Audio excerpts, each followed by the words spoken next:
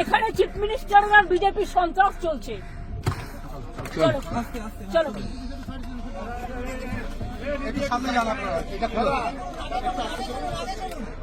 ওটা তুলে দাও, ওটা তুলে দাও, কাজটা তোলো কাজ।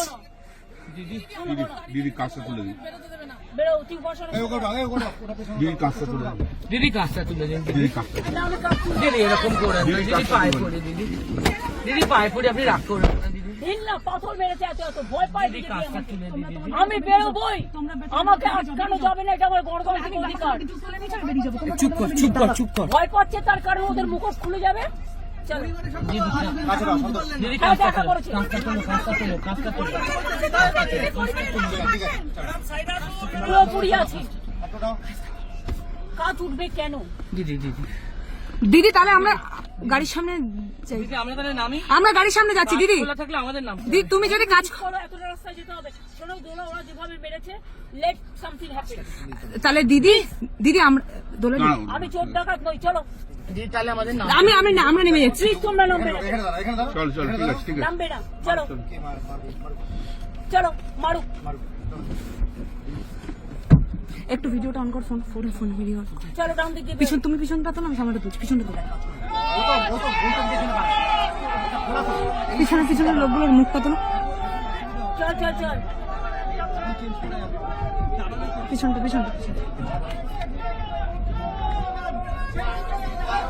যে কটা দৌড়াচ্ছে সব কটা মুখ তুলে, যে কটা দৌড়াচ্ছে সব কটা মুখ। সবকটা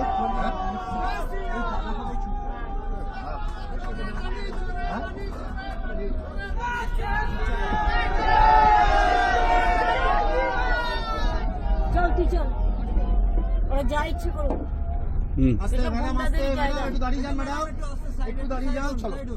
না, ওরা যা করে তুলতে পারবে, ওরা যা। সামনে থেকে কি? একটা আমাদের গাড়ি সামনে দাও। এইটা কিসের গাড়ি? এটা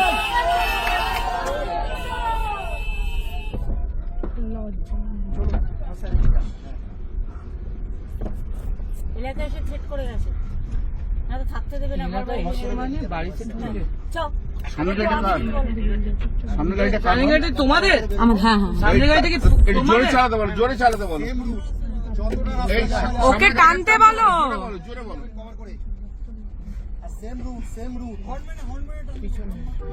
এখন পরিস্থিতি কি হবে? তখন কোথায় ছিল? তখন পুলিশ কোথায় ছিল? ফোনটা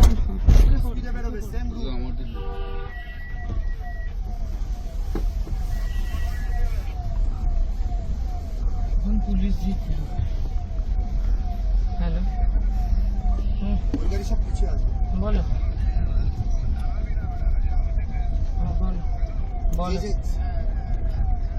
আমরা বেরিয়ে আসছি। প্রিয়াঙ্কারা কোথায় রে?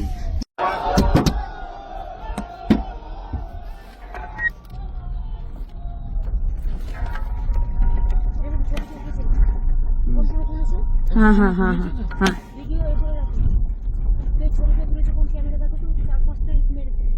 দুই ছেলেটা তো হাওয়া হয়ে গেল বাইকে।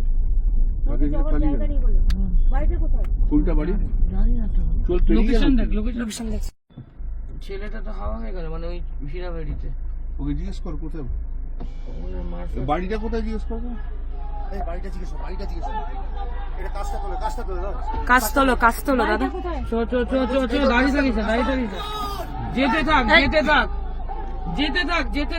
যেতে থাকবে না, বাড়িটা পিছনে আছে। গাড়িটা দাঁড়িয়ে যাওয়া উচিত হবে, দাঁড়িয়ে যাওয়া ঠিক হবে না। মুখটা বাড়িটা কোথায়?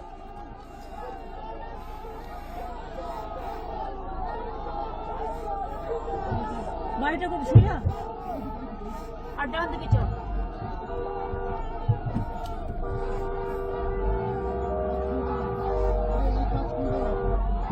কাজ হলো না, কাজ প্রিয়াঙ্কার আসতে পারেনি।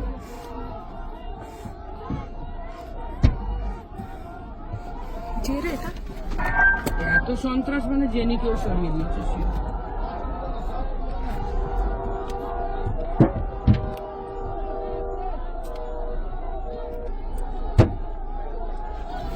কাঁচ ভেঙে যাবে।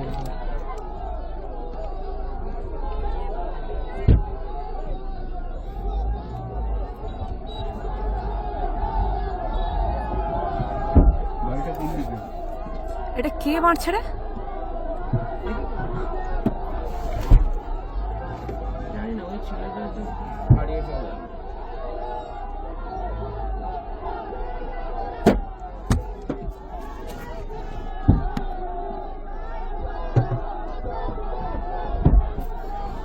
এত সন্ত্রাস মানে দিদি শিওর যে জেনিকে ওরা সরিয়ে দিয়েছে। এমএলএ হয়তো তুলেই নিয়ে চলে গেছে।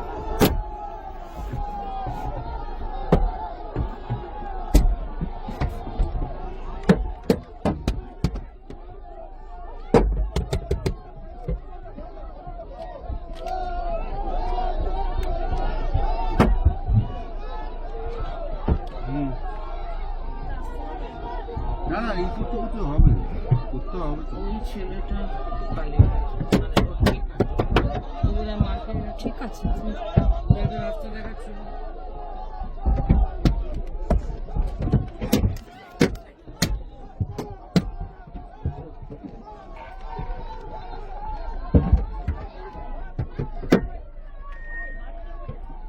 বাড়িটা কোন করে সেই বুঝতে পারছি না। ছেলেটা আমাদেরকে ঠিক জায়গায় নিয়ে যাচ্ছে।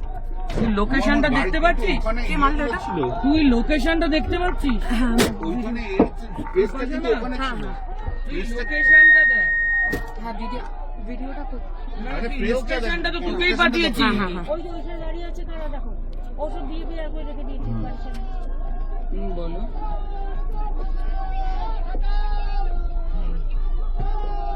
পারলে আসবে, পারলে আসবে।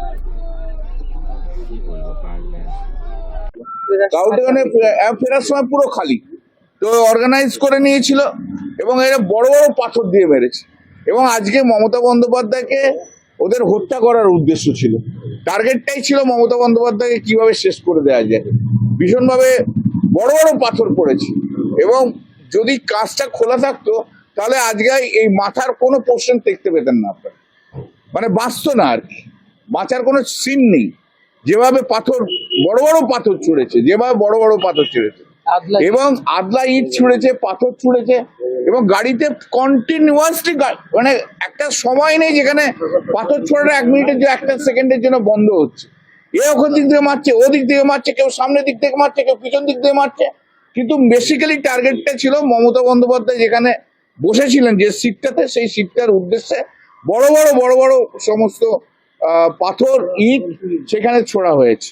এবং সেই অবস্থাতে আমরা গিয়েছিলাম, কিন্তু যেহেতু ওখানকার বিজেপির যে এমএলএ, সেই এমএলএ আগে থেকে যে ওই ওনার যে মারা গেছেন তার স্ত্রীকে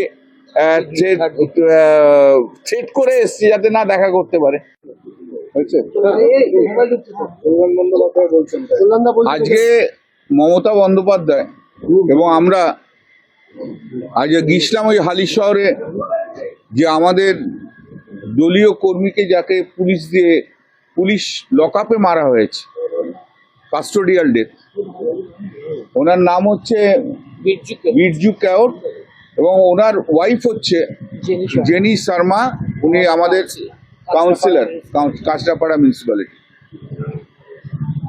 ওনাকে যে কেসে ধরা হয় সেই কেসে এফআইআর ওনার নাম ছিল না।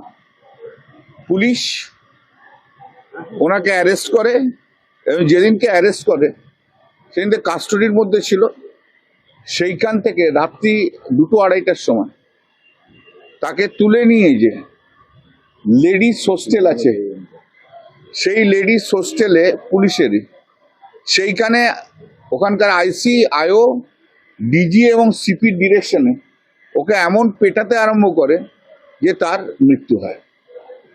পুলিশের হাতে তার মৃত্যু হওয়ার জন্য গতকাল দোলা সেন গিয়েছিলেন, আজকে মমতাদি নিজে ওখানে গিয়েছিলেন। মমতাদি ছিল, দোলা ছিল, আমি ছিলাম এবং আমাদের অনেক